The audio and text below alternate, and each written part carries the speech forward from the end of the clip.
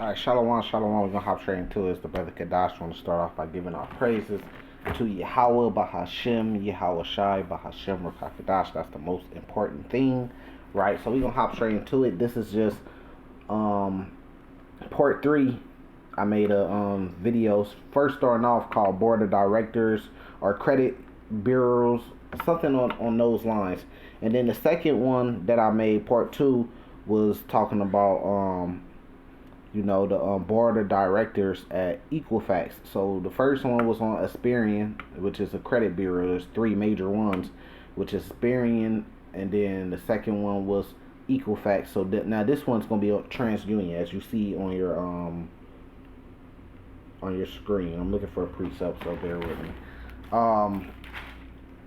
So just going back into it, pretty much before starting this video, I got a little spirit watching this documentary on YouTube, and it was talking about how black farmers was treated. It was saying how they weren't able to get loans when there was drought. Like, they had like special drought loans in place.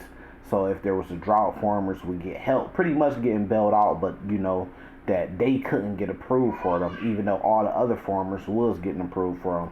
It showed how the government would seize their land, or not even just government companies, utility companies. And then it was showing how they were getting terrorized by having this land. Edomites, white men would shoot at their buildings on their properties from long range and stuff like that, just being completely terrorized. And then it was going back into the whole 40 acres and the mule thing that was promised, and all the land that was promised. But they actually gave out land to a lot of black families, but it was a president that got in office, and he ended up taking all the land back. So it was just showing some of the things, and they was hitting on some key things about how the land is your power. You get land. Now, even though you really don't own land, because you still got to pay property tax, and Esau could do things like seize your land for you, but it's better than nothing. At least you got your name attached to the land in some type of way. You have some type of power. But why was the white community so hell-bent on hating black people having land and being farmers? Well, for one, the land gave you power. It gave you wealth because you create generational wealth. For two, if you're on the land, that's less opportunity for you to be oppressed by Esau. Meaning, if you're in his cities and his society, that's more opportunity for them to pull you over. And then we see what happened when they pull black men over. They either kill you, they plant drugs on you, take you to jail. But if you on a land that you own, that's less opportunity for you to get in trouble and break laws. And we know that Esau laws is what helped terrorize our people. And being an Esau city or oppress our people. And then being Esau cities is how he uses his power over you, like child support and things like that. We live on this land, we're still governing under federal laws, but we got kind of like our own thing going because it's private land. You see what I'm saying?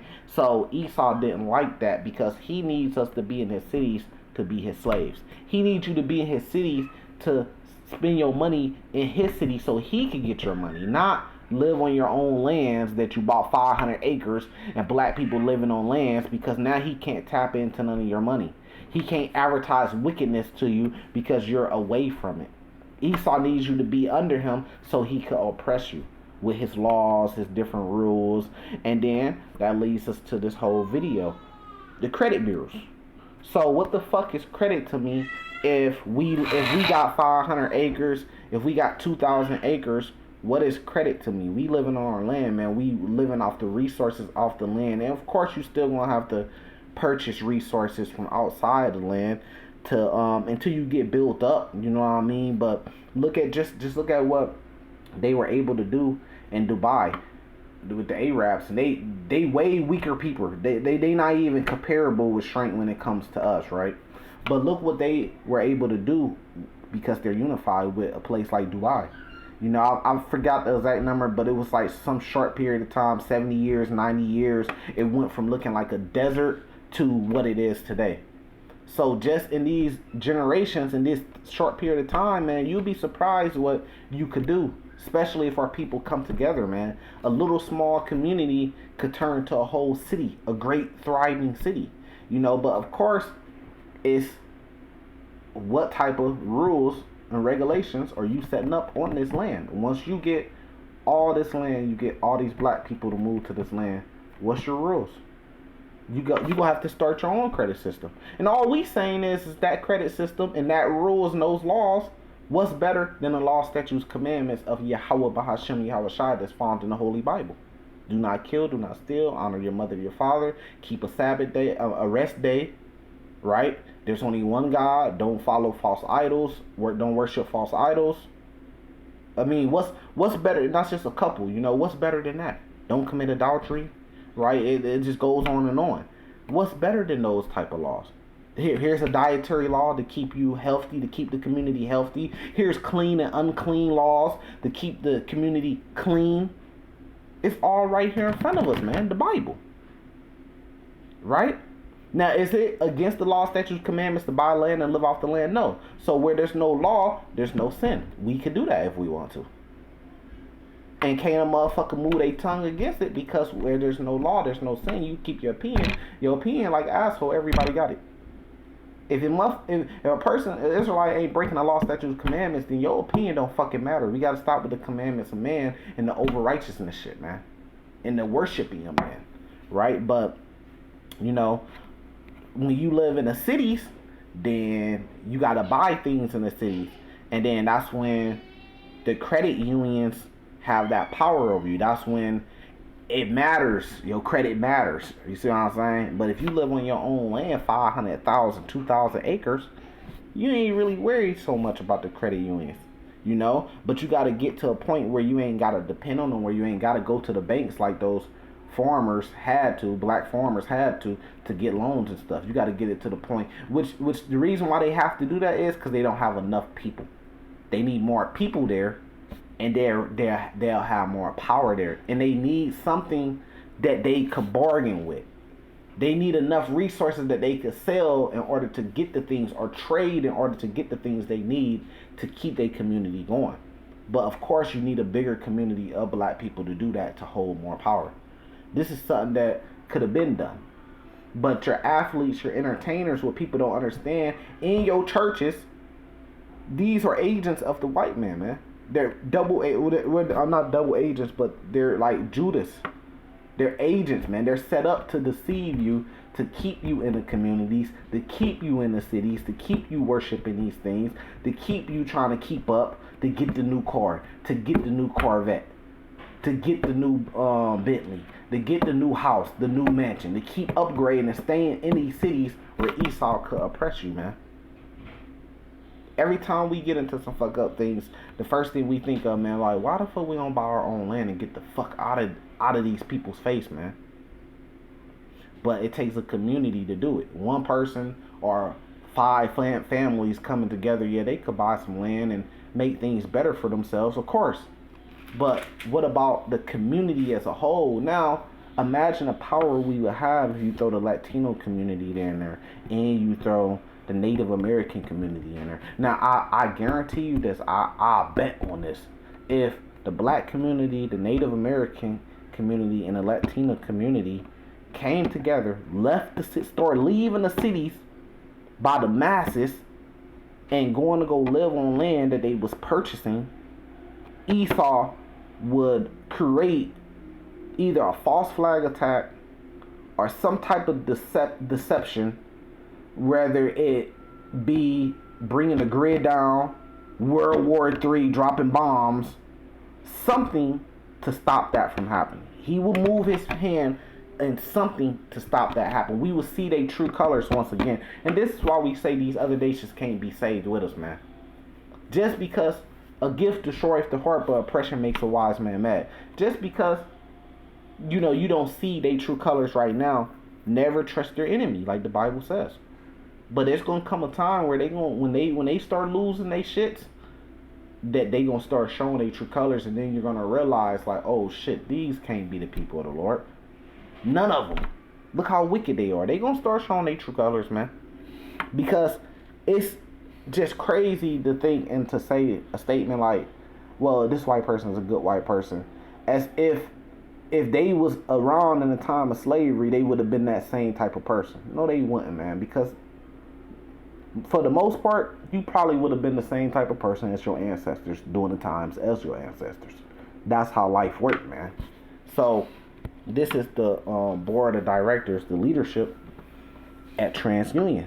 So you're gonna see the same trend, but you're gonna see a couple colored people on here, but you're gonna see the same trend. So this is Christopher A. Cartwright. So we went to the Equifax, Experian, and then we're at Transunion. The first faces that come up ain't neither one of them look like an African man, Latino man, Native American man. And like we said in those other videos, you know, this is so very important because credit affects your life in a big way. And it affects business in a lot of ways, right? So we got Dr. George, I'm just going to say that by their first name, William. I mean, you see the trend here? Suzanne. We got Hamandu, which that looks like a Hamite. Could be, could not. I'm not sure. We got Russell. We got Charles. Because you need to see sometime who's running these companies. You need to see who your oppressors is. This is Pamela, right? This is Rave, right? This is Thomas. Let me see, they got some more. Linda, right? And that's it, right? I'm sure you could go through some different sections and stuff like that, but that's it. So these is the people that's in charge of these companies that really dictate a major portion of your life, that play a part in oppressing so-called black people and brown people, which are the Israelites, Latinos, Native Americans, and so-called blacks, right? Because when you go to that bank, what do they use to deny you? They use your credit. They can't just come out and say, and this is how the whole system works, man, because really the credit system goes back to the plantation, the slave plantations. So they can't, and it could go even further back to that. It could go even farther than that if you really want to get serious. But here in America, right? So this is how they do it. When you go in the bank, they can't just deny you. They say they can't deny you based off race or gender, right? So there's a system in place where they could deny you based off race or gender, but in a deceptive way. And that's your credit system. So they always going to go to the credit, and then they have something to blame it on. They can't say, well, I came in here. Look, okay, I came in here and look, to buy this $200,000 house, you know, you're going to be paying $2,000 a month. And this $2,000 payment can't exceed 25% of your income. So you need to show that you make $8,000 or more a month. But imagine if the system was just that simple, and I could go in and show that I made $8,000 a month, and then they say, okay, well, you got to show that you made $8,000 a month for the last 6 months. Okay, I could go in here and show that I made $8,000 a month for 6 months. I'm approved. But that would give us too much of an advantage because we are already such a great people. They can't give us that much power, right? So now they have this credit system now where they could deny you based on it's a bunch of things that factor in your credit, not just one thing that factor in your credit score. So you could have a good credit score now, right? Or you could have a good credit history. You got 100% made all your payments, but they could deny you because the link you ain't have a credit established for as long as they want you to. So we're gonna deny you based off that. See how they could go in there and pick and choose why they deny you? They could pick and choose the face card for why they deny you, but in reality it's because you're black, you Latino, you Native American, and they don't want you to get this certain item or this certain house in this certain location. And that's what the redlining went into. There was 100 years of that shit going on. And what is the banks using? They're using what? They're using the credit system as a face to deny you. Because without the credit system being around, then it's okay, you get approved based off if you could afford it. You see what I'm saying? If you could show that you could afford it. So this is just tricky ways how the devil uses things to oppress our people, right? Now let's get some some Bible. I had a precept, but I want to throw an audible in and get a different precept because this is Psalms chapter, I want to say 10, right? Verse 1 says, "Why standest thou far off, O Lord? Why hideth thyself in a time of trouble?" Because there's going to be a Jacob's trouble, so it's going to ramp up and get even worse. Because what did I say? When they start to lose their shit, then they're going to start showing their true colors. But we always been in trouble since we start sinning against the Lord, right? It says, "And the wicked in his pride does persecute the poor. Let them be taken in the devices that they have imagined." So the devices could go into the plans they have imagined. What's some of the plans? Well, we're going to create this credit union. We're going to create this credit bureau, right? And then we're going to give people credit scores. And then we can use the credit bureau to pick and choose who to give the valuable loans to, right? So that's a device. So we praying that, their credit score comes crashing down in the American dollar, right? It says, "For the wicked boasteth of his heart's desire, and blesseth the covetousness who the Lord abhorreth," right? The wicked through the pride of his countenance would not seek after God. God is not in all his thoughts. His ways are always grievous, right? Because their laws are grievous. They have a constitution, right? Which really don't even include us, but they make laws after the Constitution that contradicts the Constitution, and they still enforce them on you because they have a police force.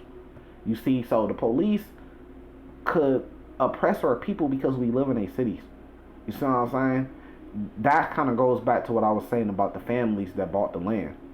But ultimately, us being here in America, which is Mystery Babylon the Great in the Bible. So at the end of, when this all said and done, the Lord's going to take us from this place and put us in our own land, just us. But then we're going to do to them what they did to us. So of course we were brung over here in the transatlantic slave trade. So they gonna be brung to where we at too to serve slavery, right? For the simple ones that don't understand that, right? Now verse 5. I'm picking up where I left off. It says, "Thy judgments are far above out of his sight. As for all his enemies, he puffeth at them." So what would cause Edomites to see black families on the land not doing anything to them, but to say, "Man, I hate them so much, man, that I'm going to drive by and shoot at their buildings on their land"? Because the Edomites know something that our people haven't known for a long time, that it's competition between nations. So we've been fed this individual shit. If the individual believes he could be with us, we need to treat people on an individual basis. But we don't think of ourselves as a collective nation, and that's why you see us divided and conquered the way that we are today, because we think individually. You see what I'm saying? So Esau knows that if these black families are joining together, that's giving them more power, first off. And if they're buying land, that's going to build them wealth, first off. So Esau, and this is all the white people in America, they're never going to be fine with the black nation being a, let's just say, a more prosperous nation than them in America. Now, if you read the Bible, then you understand this is the same thing that was happening in Egypt to the Israelites. So this is why this place is called spiritual Egypt in the book of Revelations, because they have that same mind frame, man, where the Israelites were living better than the Egyptians. And they said, look, man, these people then got, roughly paraphrased, and they then got above us, but, we gonna go put them in slavery. So it's the same thing. Esau's not gonna never let black people as a nation here in America be a richer people than them in America. They're gonna fight. They're gonna make up rules, laws, and then you're gonna see that their laws is bullshit because they could just make them up when they want to. Perfect example is here in Illinois. They had a thing called assault rifle ban. Now when they passed that law or whatever, the assault rifle ban, the sheriffs from different communities here in Illinois, they all sent letters out. It was all over Facebook that they said that they weren't going to honor it because it broke the constitutional right. So they get to pick and choose which rules they going to honor or not. based on if they feel it breaks the Constitution or not. Well, child support also breaks your constitutional rights, and paying taxes breaks your constitutional rights, but they not sending letters out saying we're not going to enforce you guys paying taxes and we're not going to enforce child support on you guys. They punish people for those things. So you see how it works?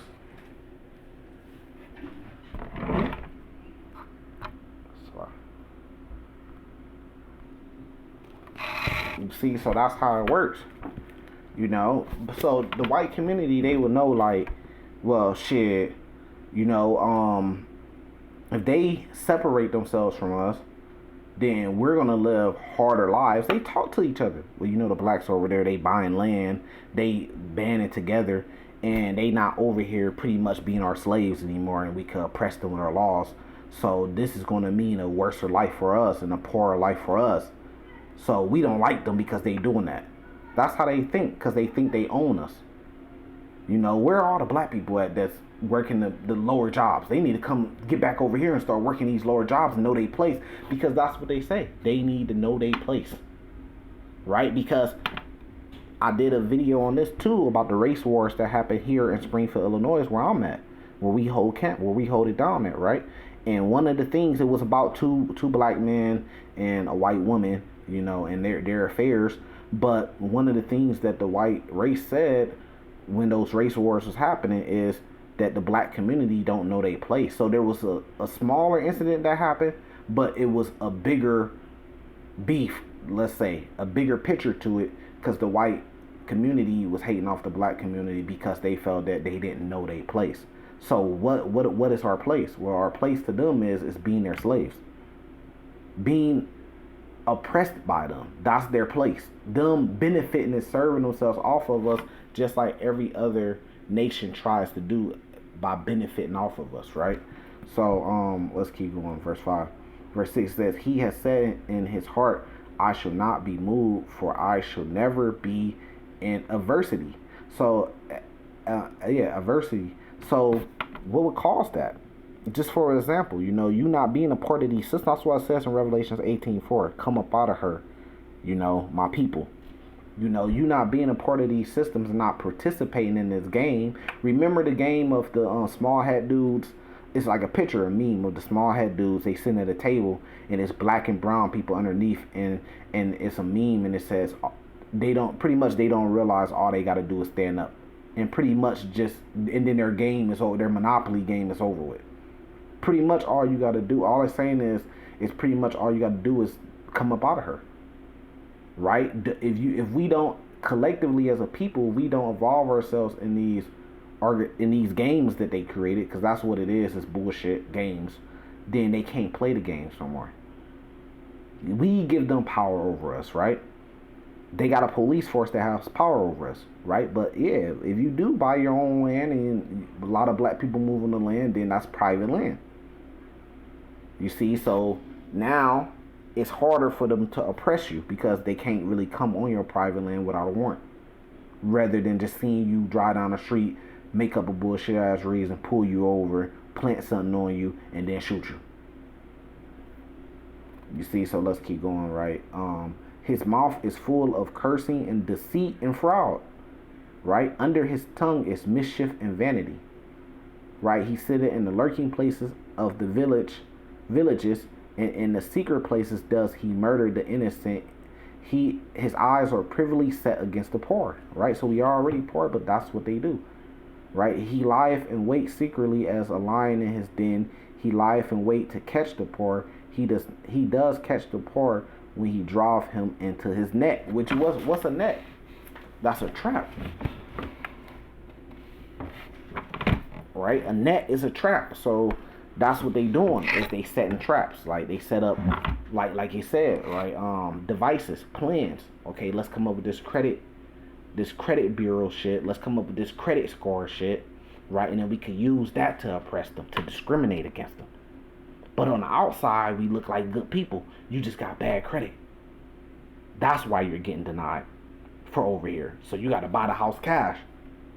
And then, even if you buy the house cash, they got what's it called? A HOA, a homeowners association.